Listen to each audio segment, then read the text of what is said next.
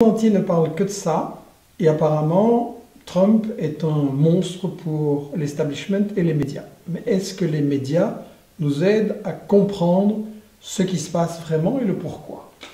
Quand on regarde Libération, on nous dit Obama, un bilan largement positif. Mais comment c'est possible de dire ça? Il y a 50 millions de gens aux États-Unis, dans le pays le plus riche du monde, qui vivent sous le seuil de pauvreté. Il y a des gens qui ont un boulot et qui sont quand même ce qu'on appelle des working poor, des travailleurs pauvres. Pendant ce temps-là, les fortunes dans le monde ont explosé. 8 personnes, dont 5 États-Uniens, possèdent autant que la moitié de l'humanité. Et le bilan d'Obama, c'est aussi 7 guerres qu'il a menées un peu partout, des coups d'État dont on ne parle presque pas. Il avait fait un grand discours magnifique aux Arabes, ça va être mieux pour les Palestiniens, etc. Mais on n'a rien vu venir. Donc comment est-ce qu'un média comme Libé peut dire que le bilan d'Obama est positif, je veux dire, pour les gens? Et pour nous faire le contraste, on a le même Libé qui titre « Cauchemar avec Trump ». Bon, c'est clair que Trump, c'est un gouvernement de milliardaires, c'est un milliardaire. C'est clair qu'il ne va pas aider les gens, qu'il ne va pas les sortir de leur pauvreté, de leur désespoir. C'est clair que les gens aux États-Unis ont voté à cause de ça, à cause du désespoir, des années de politique qui enrichissent les riches, et les autres ont de plus en plus de mal à terminer leur fin de mois. L'Obamacare est un échec, le crédit est absolument catastrophique, les gens sont endettés. Mais c'est la même politique menée par Obama que les États européens veulent copier maintenant. On n'arrête pas de nous dire que ça c'est le modèle, qu'il faut la compétitivité, c'est-à-dire qu'il faut augmenter les profits des riches et que ça va faire du bien aux autres. Donc les médias ne mettent absolument pas en question les véritables causes dont eux-mêmes sont responsables pour avoir vanté cette politique, les véritables causes pour lesquelles Trump a été élu. Ce qu'on a aussi de très frappant, encore Libé, c'est Trump fustigeant les fausses informations des médias. Alors, évidemment, on a dit Trump, il a fait sa campagne en mentant. Oui, mais ils sont tous en train de mentir. Hillary Clinton, Obama ont basé toute leur guerre, toute leur politique internationale sur des mensonges. Et quand vous regardez ce que Wikileaks a révélé sur base de documents venant d'officiels, de responsables des États-Unis eux-mêmes, on voit dans Wikileaks que toute la politique depuis 8 ans et avant était basée sur des mensonges. Même c'est curieux que les médias font silence là-dessus.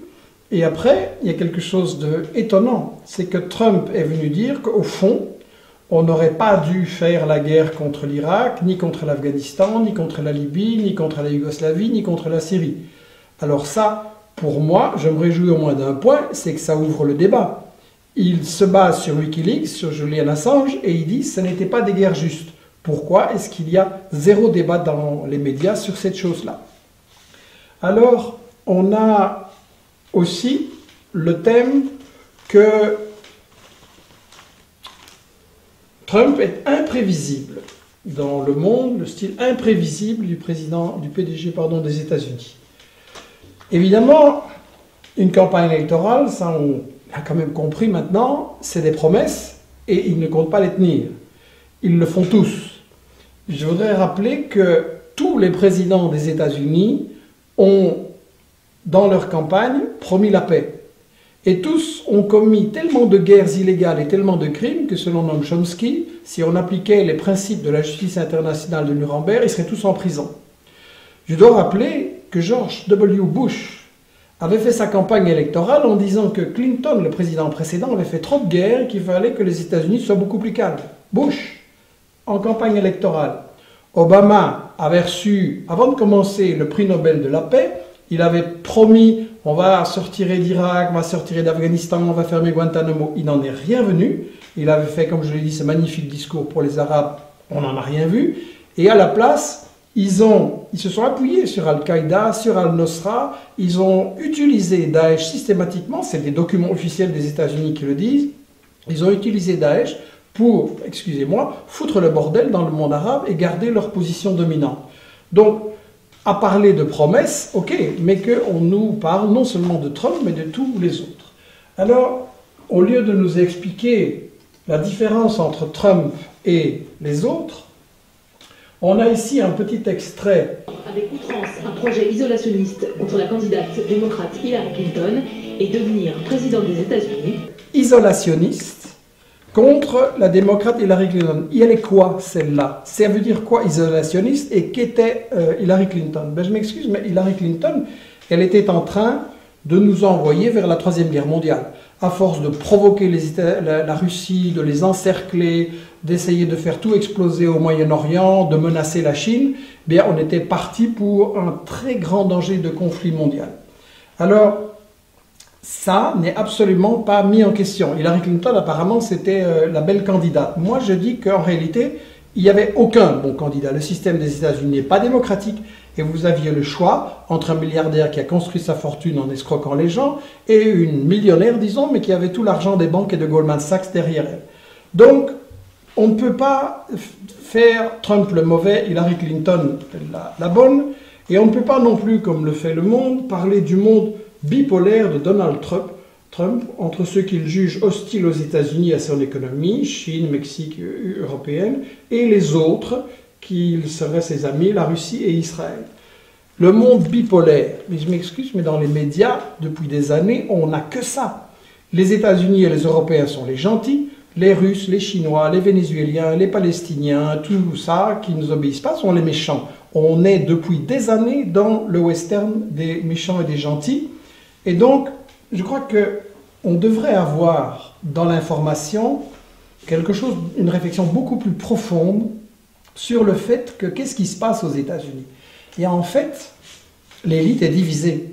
Ils sont en déclin économique, ils sont en déclin politique, ils ont des problèmes militaires, et donc il y a différentes options et ils ne savent pas comment faire pour rester le numéro 1 mondial et empêcher l'apparition d'un monde multipolaire plus équilibré. Je vais donner un exemple. En Syrie, on a eu des groupes terroristes soutenus par le Pentagone qui tiraient sur des groupes terroristes soutenus par la CIA. Donc, quand ils en arrivent à ce point-là, c'est que vraiment, ils ne savent plus très bien quoi faire. Ce qui, quelque part, est une bonne nouvelle, mais en même temps une mauvaise nouvelle aussi, parce qu'une superpuissance aux abois comme ça devient très dangereuse. Et je crois que c'est là-dessus qu'on doit réfléchir, on ne trouve rien dans les médias, sur le fait qu'ils sont divisés. Obama, Clinton, ils ont appliqué beaucoup la stratégie de Brzezinski, un stratège dont je vous ai déjà souvent parlé. Et Brzezinski développe l'idée que les États-Unis doivent empêcher les rivaux de s'unir, doivent diviser et doivent être particulièrement agressifs envers la Russie et la Chine. Il y a un autre stratège aux États-Unis qui s'appelle Kissinger, qui est tout aussi dégueulasse que Brzezinski, mais qui lui dit ce serait plus malin d'essayer de mettre la Russie du côté des États-Unis contre la Chine. Est-ce que Poutine va se faire coincer dans cette chose-là? C'est une autre question, mais je pense que ça montre que l'élite, j'insiste, l'élite des États-Unis est divisée, et en fait, ça va plus loin que cette question de Kissinger ou de Brzezinski. Trump, il a une vision qui est inspirée par un professeur des États-Unis qui s'appelait Chalmers Johnson, qui est mort il y a quelques années. Il avait été analyste pour la CIA. Et il a publié un livre avant le 11 septembre 2001. Il a publié un livre dans lequel il disait « Moi, je votais pour Reagan, j'étais pour l'Empire des États-Unis, mais maintenant je constate que l'impérialisme des États-Unis, ça nous coûte trop cher et ça met notre pays en danger. » Il disait, on fait la guerre partout, on fait des assassinats, on fait des coups d'État, on fait des sales coups partout dans le tiers-monde. Et évidemment, on ramasse ce qu'il appelait en anglais, c'était le titre de son bouquin, blowback, donc le coup du boomerang. Les gens se tournent contre nous, tout le monde déteste les États-Unis et nous, aux États-Unis, on ne comprend pas pourquoi. Et donc il disait, il faut changer la politique. Il faut en fait, parce que cette politique impérialiste, elle coûte très cher, donc on est détesté, donc c'est de l'argent qu'on ne peut pas mettre dans l'économie qui va de plus en plus mal, et on voit ça comment l'industrie aux États-Unis a été détruite. Et puis, disait-il aussi, c'est une politique qui est entièrement basée sur le mensonge, on doit cacher aux citoyens des États-Unis ce qu'on fait et pourquoi, et donc toute la démocratie aux États-Unis, le peu qu'il y en avait, est en train de ficher le camp. Donc Chalmers avait comme stratégie de dire, si on veut sauver les États-Unis, il faut abandonner l'impérialisme, il faut cesser d'être les maîtres du monde, et il faut renforcer notre politique à l'intérieur. Alors ça, pour moi, c'est la vraie interrogation. En quelques minutes, je ne peux pas la creuser, mais c'est quelque chose qu'Investigation va travailler pendant les mois et les années qui viennent. Et on doit bien réfléchir. On a ici un édito du Soir de Belgique qui dit « Trump, le nouvel homme le plus puissant du monde ». Je ne suis pas d'accord. Je pense que le président des États-Unis, quelque part, c'est un employé, il ne fait pas ce qu'il veut.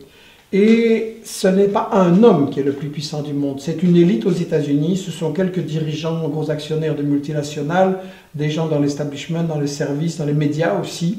Et on voit déjà maintenant, quand Trump a sorti, c'était pas le candidat de l'establishment, il a sorti des choses, il s'est rendu compte qu'il fallait mentir, qu'il fallait critiquer l'establishment si on voulait avoir une chance d'être élu, et donc il était jugé beaucoup moins fiable que Hillary Clinton. Maintenant, il est là. Et on voit qu'il y a tout un travail d'encerclement pour le ramener dans le droit chemin. Trump a déjà dit qu'il allait augmenter le budget militaire, donc ce n'est pas vraiment un homme qui va nous amener vers la paix. Et il est clair qu'il va être sous la pression des multinationales, ce qu'on appelle le complexe militaro-industriel, les fabricants d'armement, et évidemment que ces gens-là doivent continuer à vendre et donc à faire la guerre.